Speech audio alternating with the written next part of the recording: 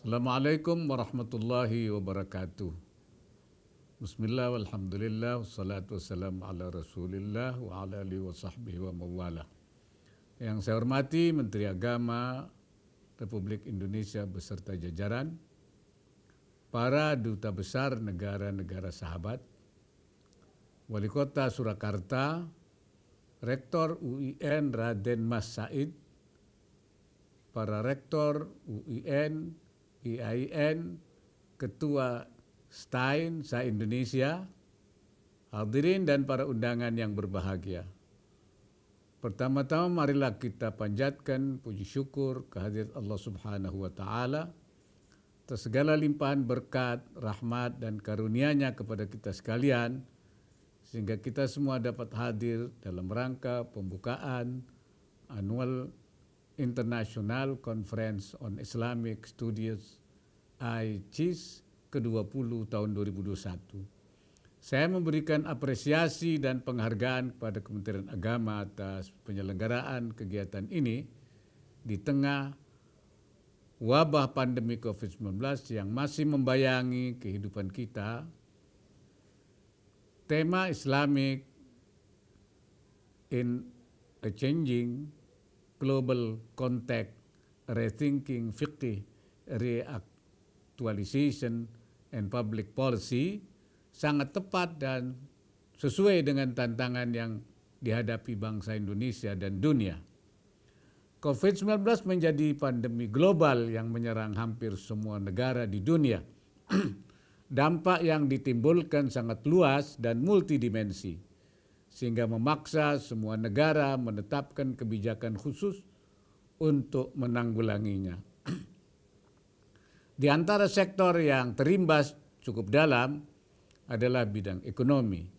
Hampir semua negara mengalami pelambatan pertumbuhan ekonomi yang sangat signifikan. Bahkan banyak negara berkembang yang ekonominya terdampak sangat serius, sehingga membutuhkan bantuan dari negara lain. Pandemi COVID-19 dan segala dampaknya merupakan pengalaman baru bagi kita semua, sehingga pemerintah harus mengambil keputusan dan tindakan extraordinary untuk menanggulanginya. Dunia membutuhkan gagasan-gagasan baru untuk mengatasi tantangan pandemi COVID-19, baik dari aspek medis maupun aspek-aspek non-medis, yang meliputi semua bidang yang terdampak wabah ini.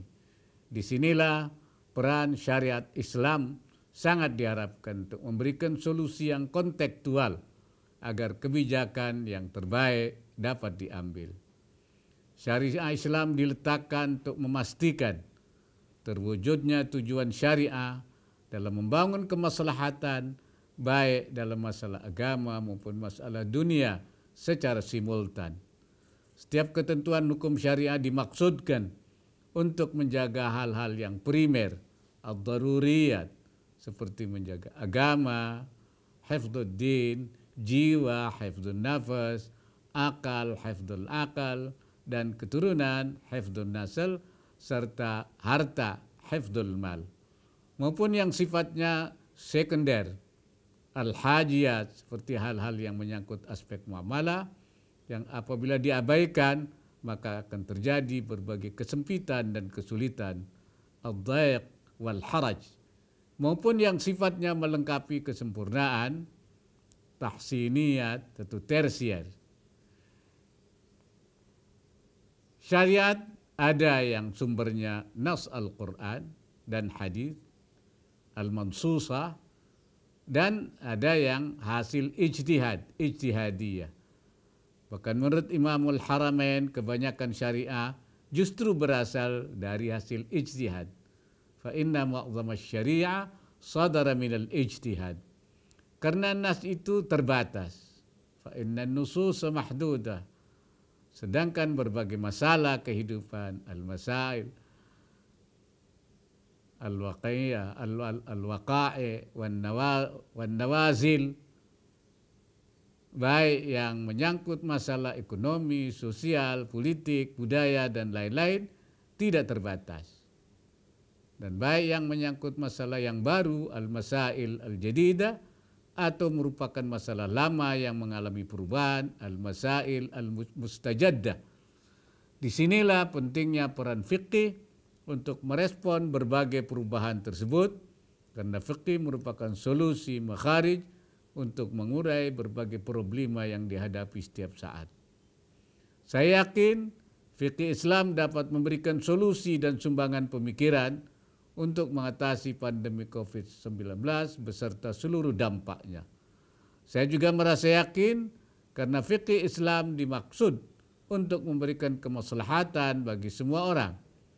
Fikih Islam tidak dimaksudkan untuk menyulitkan kehidupan, namun sebaliknya fikih Islam merupakan solusi bagi kehidupan umat manusia, termasuk solusi untuk menangani pandemi COVID-19.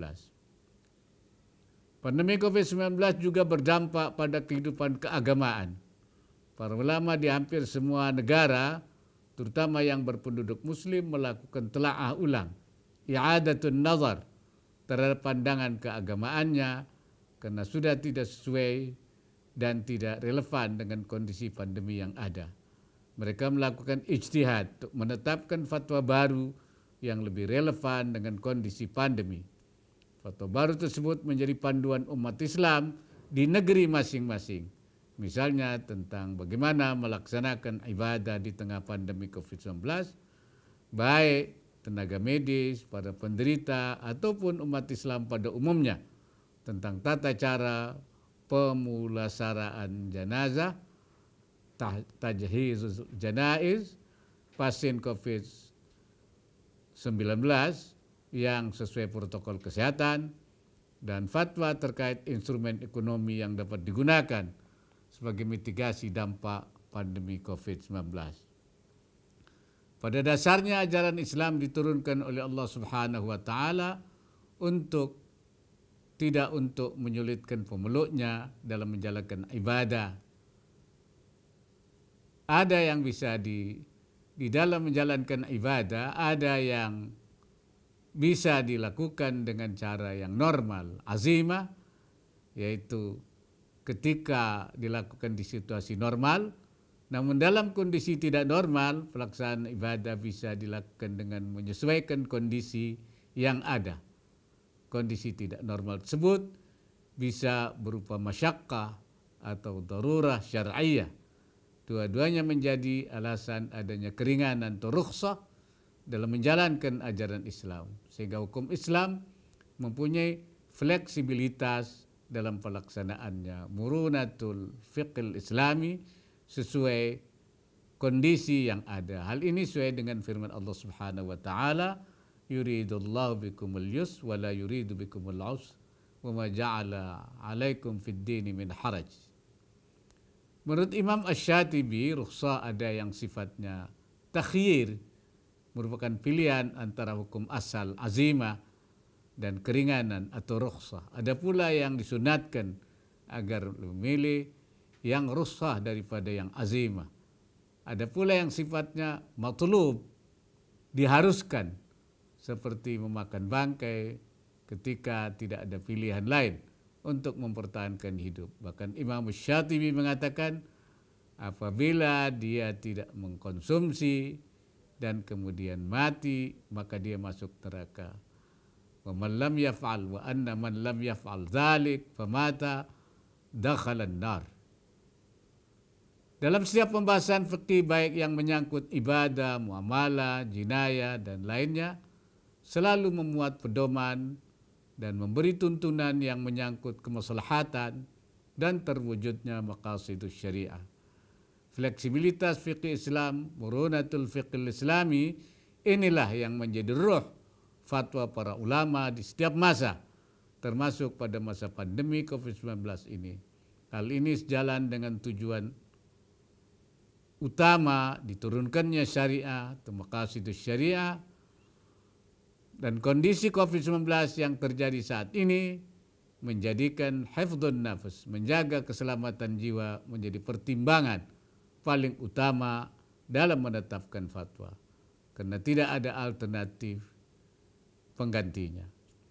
Motivasi hifdzun nafs, menjaga keselamatan jiwa, menjadi pertimbangan utama di Indonesia dalam menetapkan kebijakan tanggap darurat untuk mengatasi pendoman COVID-19, yaitu dengan menetapkan langkah-langkah seperti mengurangi penyebaran COVID-19 dan menekan jumlah orang yang tertular dengan memberlakukan pembatasan pergerakan masyarakat, social distancing, melarang kerumunan, dan mengurangi segala bentuk kegiatan yang dapat berpotensi menularkan COVID-19. Syekh Nawawi Al-Bantani ketika menafsirkan ayat Al-Quran surat An-Nisa ayat 71, khudhu hidrakum, beliau mengatakan bahwa ayat ini juga menunjukkan wajibnya menjaga diri, wujubul hidri, dari semua bahaya yang diduga akan terjadi, an jami'il madar al-madnunah. Oleh karena itu, kata beliau, berobat, al-iqdam ala al-ilaj bid-dawa, atau menjaga diri dari wabah, al-ikhtiraz anil wabah, serta menghindari duduk di balik tembok yang miring, wal julus tahtal jidar al-ma'il, hukumnya adalah wajib, karena wajiban. Padahal pandemi COVID-19 sesuatu yang bukan suatu yang diduga adanya, bukan madhununa, melainkan sesuatu yang yakin adanya dan nyata adanya, al-mutayaqqanah wal bayyinah. Dengan demikian, penanggulangan COVID-19 bukan semata-mata masalah kesehatan, tapi termasuk bagian penting dari persoalan agama. Amrun diniyun, syar'iyun, himaiyun, ihtiraziyun. Persoalan agama yang sesuai dengan syariah, yang sifatnya memberikan penjagaan dan perlindungan. Dalam tahapan tersebut, peran para ulama sangat signifikan. Melalui fatwa yang menganjurkan untuk mengambil rukhsah dalam menjalankan ibadah dan aktivitas keagamaan lainnya. Setiap aktivitas keagamaan yang melibatkan kerumunan orang banyak, seperti salat Jumat dan jamaah rawatib dan tarawih di masjid, diarahkan untuk dilaksanakan di rumah. Kebijakan terkait dengan penanggulangan dampak COVID-19 di bidang ekonomi juga menggunakan ruh fleksibilitas ini, al-murunah. Hal itu dilakukan sebagai upaya untuk menjalankan tujuan utama hukum Islam, maqasidus syariah, yakni tegaknya kemaslahatan dan kemanfaatan, serta hilangnya bahaya, iqamatul masalih wal manafi wa izalatul mafasid wal adrar. Pendekatan fikih sangat membantu dalam melakukan penanggulangan dampak ekonomi dari pandemi COVID-19. Karena fikih mempunyai karakter solutif terhadap permasalahan yang muncul, makharij fiqhiyah, dan meringankan at-taisir yang dalam aplikasinya berupa langkah penyelamatan dengan memberlakukan relaksasi, terutama bagi kelompok terdampak dalam menjalankan kewajiban finansialnya. Relaksasi atau at-taisir yang diberlakukan tersebut tentu saja setelah mempertimbangkan kondisi real masyarakat yang mengalami kesulitan atau masyakkah dalam menjalankan kewajiban finansialnya akibat dampak pandemi COVID-19. Namun demikian, relaksasi atau at-taisir juga diberlakukan tersebut harus tetap dalam koridor yang dibenarkan secara syariah, at-taisirul manhaji, yakni dengan tetap memperhatikan aspek-aspek kesepakatan para pihak dan juga berdasarkan kebijakan pemerintah sebagai penanggung kafil atas kewajiban finansial masyarakat terdampak. Kebijakan pemerintah tersebut merupakan manifestasi dari tanggung jawab menjaga kemaslahatan masyarakat. Karena pemerintah harus bersikap seperti yang disebut dalam kaidah bahwa pemerintah dalam melayani rakyatnya harus berdasarkan pertimbangan kemaslahatan, tasarruful imam ala ra'iyah manutun bil maslahah. Pemberlakuan relaksasi selektif at-taisirul manhaji sebagai salah satu landasan penetapan kebijakan nasional dalam mitigasi dampak COVID-19 dalam bidang ekonomi merupakan bagian sumbangan fikih Islam dalam mengurai permasalahan yang ada di masyarakat. Lihillil iskalatil waqi'iyah.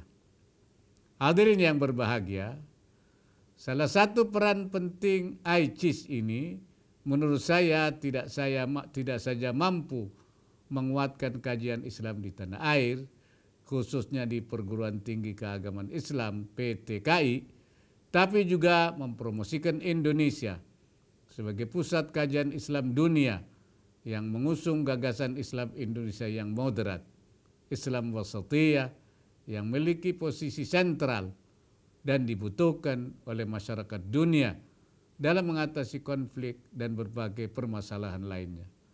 Saya berharap kegiatan ini berjalan dengan lancar dan produktif, memunculkan rekomendasi serta temuan-temuan yang bermanfaat dan dapat menjadi solusi bagi bangsa dan umat manusia.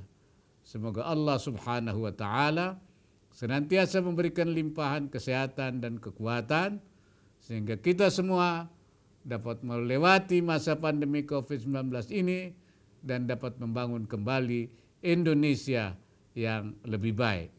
Akhirnya dengan mengucap Bismillahirrahmanirrahim, saya membuka Annual International Conference on Islamic Studies ICIS ke-20 tahun 2021. Semoga Allah Subhanahu wa Ta'ala senantiasa memberikan inayahnya dan meridai setiap ikhtiar yang kita lakukan. Amin ya rabbal alamin. Wassalamualaikum warahmatullahi wabarakatuh.